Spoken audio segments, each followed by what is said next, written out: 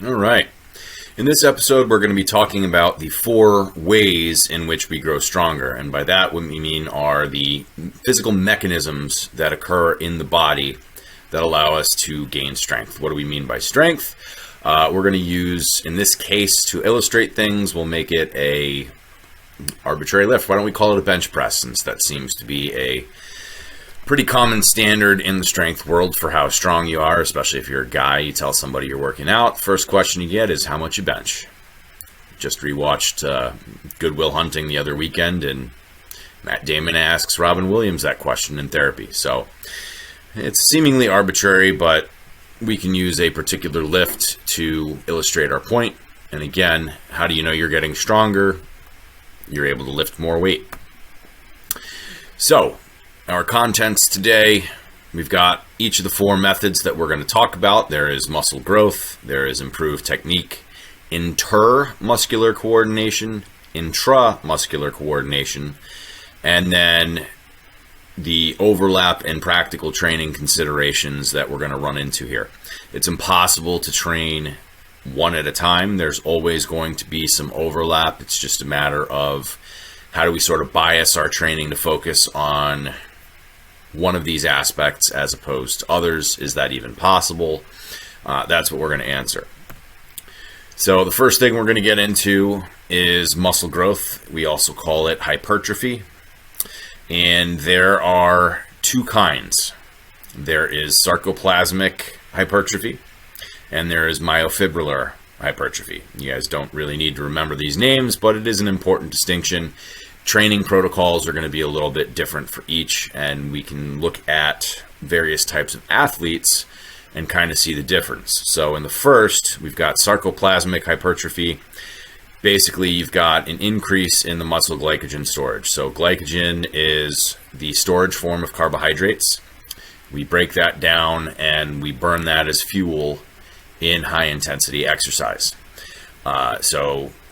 The reason that people tend to lose weight when they cut out carbs is they deplete their glycogen stores, and there's always water associated with glycogen.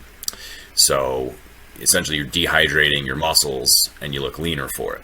When you eat a particularly high carb meal and you drink water and you feel puffy afterwards, that's because of the glycogen storage. So sarcoplasmic hypertrophy, we're doing over 12 reps in training with very light weights. Bodybuilders call that the pump, is what they're training for. And it just helps increase the glycogen storage, which in turn helps increase the amount of water you can hold in your muscles. So your muscles look bigger. They're not necessarily any stronger, but they are bigger. And where you see this kind of come into play is if you look at these massive bodybuilders, we're not going to say they're not strong, but maybe they're not as strong as you think they would be for somebody that size. So, the 2 examples that come to mind are Arnold and Ronnie Coleman, and they're probably the exceptions because they were both brutally strong in addition to being big. But you see a lot of people, we call them show muscles rather than go muscles. They look big, but they're not that strong. They've mostly focused on sarcoplasmic hypertrophy. The other one is the myofibrillar hypertrophy, which we can call strength hypertrophy. A contractile unit in the muscle is called myofibril, and we'll see that on the next slide. Think of it as a fiber in a rope is a good way to think of it. And granted, a rope can't really flex, but that's what a myofibril is, and we can increase the number of them by performing roughly 6 to 12 reps with somewhere in the 65 to 85% range. So if we're doing bench press for higher rep sets, within reason, we're not exceeding 12 reps, but we're going for bigger sets, somewhere in that percentage range, you're going to build the number of contractile units in that muscle, or in the muscles used for the bench press, so your pecs and actually primarily your triceps. So how does muscle growth make us stronger? Well, hopefully it's a little bit obvious with the myofibrillar hypertrophy. The more contractile units I have, the more I have to contract. That should seem pretty obvious. The other way that it makes us stronger is it increases the cross-sectional area across the joint. And from a physics perspective, that gives us more leverage. So there's greater leverage across the joint and more units that can actually contract. So that's how muscle growth helps us grow stronger. And you can see it here. We've got the myofibril is a little bit of rope in here inside of the muscle fiber, which is a muscle cell. You can bundle those together and then you put them together in the muscle. The more myofibrils we can build right here, the more cells we're going to have, bigger cell bundles that we're going to have, and you can see the cross section right here. Again, across the joint, it's going to just make us stronger. But again, that's an important distinction. When you're just starting out training, you're going to see a fair amount of overlap between sarcoplasmic and myofibrillar hypertrophy. As you become a more advanced lifter and you've been doing this longer, you get less overlap. So in the beginning, even if I'm lifting for strength because it's a new stimulus to my body is going to build muscle. As you get more advanced, we need to specialize a little bit more. And that's why you'll see bodybuilding routines for more advanced bodybuilders that are just a ton of volume to try to get you to grow sarcoplasmic glycogen storage. And you'll see a mix of exercises. Some are designed to grow the myofibrils, some are designed for sarcoplasmic. And again, the rep ranges that you're going to choose are going to be different depending on your goal. We'll get into that a little bit more as we go on. Next method is improved technique. We call this more productive application of force. So if I'm doing a bench press and my bar path is incorrect and I can't help but pushing the bar towards my hips instead of straight up and towards my head, I'm wasting energy, and my use of the force that I'm able to generate is not productive. I have to expend more energy to stabilize the bar and correct the bar path. I'm pushing in the wrong direction. So the more that I practice repetitions, the bench press, the more I can dial in my technique. I think a better example for this would probably be the Olympic lifts, more technical lifts, snatch, clean, jerk. There's a lot of moving pieces in that, and so the more that I'm able to practice those in particular and improve my technique, the better I'm going to be able to lift weights. So maybe I didn't grow any new muscle mass and I failed an attempt, and then I do it again and I correct something and my technique's better on a subsequent lift, and now I'm successful.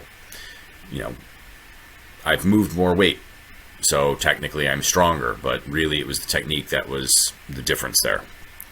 Especially when we go back to the power lifts, we go back to the bench press, we're talking about your best possible leverages for the individual.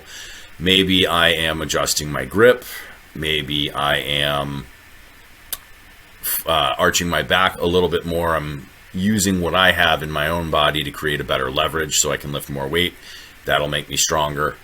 And again, the most important thing to realize here is that you build it through practice. This is a neurological improvement, not a physiological one. And we'll see that again with improved intermuscular coordination.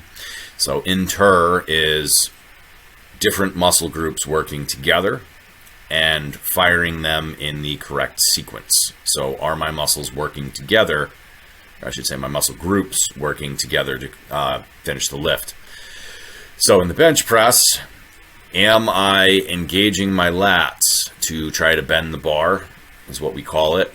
Basically what that's going to do if I act like I'm trying to bend the bar in my hands is by engaging my lats, it locks my shoulders in place. It's going to make sure that I'm keeping the bar path where I want it.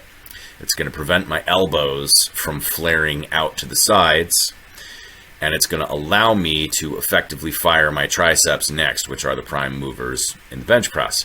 If I can't engage my lats and I end up flaring my elbows out to the sides, I'm going to get less effective drive from my triceps. I'm going to end up compensating with other muscle groups that are weaker than my lats, and I'm less likely to be successful in the lift. So I will not have as strong of a push. Again, this comes through practice. It is another neurological adaptation. So repetition, repetition, repetition. You learn how to engage the proper muscles. You learn how to fire them in the correct order. Another good example is when we get people squatting. We'll frequently tell our athletes to push their hips through as they're standing up. That's a good way to think of it. And basically, you're trying to remember to engage your glutes. The function of the glutes is to extend the hips. And that's how we know, okay, good, I'm using these muscles in addition to my quads and my hamstrings, and I'm going to be stronger for it. The more muscle groups that I can involve in a lift, again, I have more contractile potential that I'm involving in the lift, the stronger I'm going to be. And then the fourth way is intramuscular coordination, and that means that we're using more of the myofibrils within a given muscle. So just because, and this, again, we go back to muscle growth, just because I've built the muscle doesn't mean I know how to use it. So I need to be able to contract all of those myofibrils, all of those contractile units in order to generate as much force as possible. That is another neurological adaptation. Building the muscle is physiological. Learning to use it is neurological. And the best way to improve your intramuscular coordination is through what we're going to call impulse training. Basically, short, very high intensity efforts. So max effort jumps as opposed to repeatedly bounding, which is plyometric training and has its own place. If I was doing a single max effort vertical jump or a standing broad jump, something like that, that helps me improve my intramuscular coordination. Near max effort lifts, and this can either take the form of max weight, so somewhere in the 90, call it 85 to 95 to 100% range. A max effort lift is going to force me to use all of the motor units that I can recruit, all the myofibrils, in order to be successful. If I can't recruit them, I'm going to fail. So out of necessity, your body kind of learns to do that. The other way we can do it is through what we call dynamic effort lifts. It's kind of the similar idea to a max effort jump. Box squats come to mind, or speed bench, where you're just you're using a submaximal load, usually in the range of 60 to 70%. For Olympic lifts, maybe a little bit heavier than that. And you're trying to move that weight as fast as possible. So force equals mass times acceleration. That's the physics definition of force. We can either increase the mass, which is the near max effort lift, or we can increase the acceleration, which is the dynamic piece. We use lighter weights. We just try to move it faster, and it's all about bar speed. So those are the four ways, the four mechanisms by which we're able to get stronger. Why do we care? What are practical considerations here? Number one, I hope it's become abundantly clear that 3 of these mechanisms are neurological in adaptation and 1 is physiological. So all 4 of them are going to happen to some degree simultaneously. There's a little bit of overlap, but your focus needs to shift as you progress. If we go to our learning curve graph, when I'm brand new to lifting, it's probably best that I use higher rep ranges, somewhere in the realm of 3 to 10. And those repetitions are going to give us a fair amount of practice. We'll be able to improve our technique, and we will be able to improve our intermuscular coordination. And as you're doing those repetitions, you're going to get some degree of muscle growth as well. Again, when you're brand new to training, you're not going to have a whole lot of intramuscular coordination. So you're not really going to be able to hit a max effort lift. You're going to be limited by technique. So trying to do super heavy singles is not going to give you really any benefit when you're just starting out to training. You need to develop enough technique that that's no longer your limiting factor. And then as we start to see decreased gains, everybody loves the newbie gains. That's why it's always great to start out training. You make tremendous progress in a very short amount of time, and then we see it start slowing down and taper off. And the question becomes, how do we continue to improve now that we've been training for a while?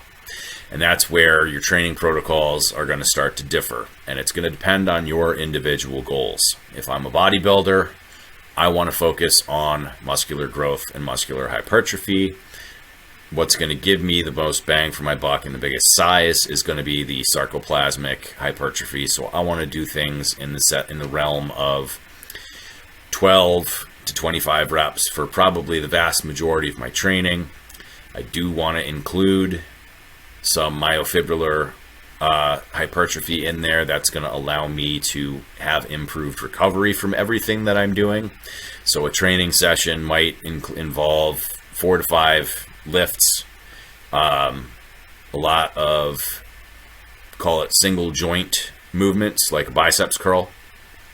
The bench press is actually a pretty awful exercise when it comes to muscle growth, with a barbell at least, because you're limited in your range of motion as soon as the bar touches your chest. If I'm arching my back, that's going to make the bar touch my chest even earlier. But if I switch to dumbbells, arching my back increases the range of motion that I can stretch my pecs. And a dumbbell bench press is actually a great option for building muscle mass. So the individual lifts are going to change, and the rep schemes and weights that I'm using are going to change depending on my goal, the more advanced that I get. So that would be a good opportunity for, or that would be, a good example of muscular growth. If my goal is to lift as much weight as I possibly can, I'm going to want to mostly focus on intramuscular coordination. So I want to be lifting on the heavier side. And again, there's a spectrum there. I can do speed work. I can do another day where I'm doing max effort or near max effort work. And then we want to look at where your technique starts to break down. Yeah, you're going to do drills to practice that particular sticking point of the lift. So if I know that my technique starts to break down around the middle of my bench press, I can get it off my chest, and then I start to get stuck doing board presses or floor presses somewhere where I'm shortening that range of motion just to work through that particular sticking point is a good way to build technique. We can also look at what muscle groups might be holding us back. If I'm weak in a particular area and that's affecting my lift, then I'm going to program specific exercises to target those lagging muscle groups, and I'm going to use strategic muscle growth to build up those muscle groups in particular. So again, 6 to 12, maybe another set of 12 to 25 of a different exercise. And as I grow those muscles, I go back to that lift and practice the intramuscular coordination so I can build muscle and learn to use it.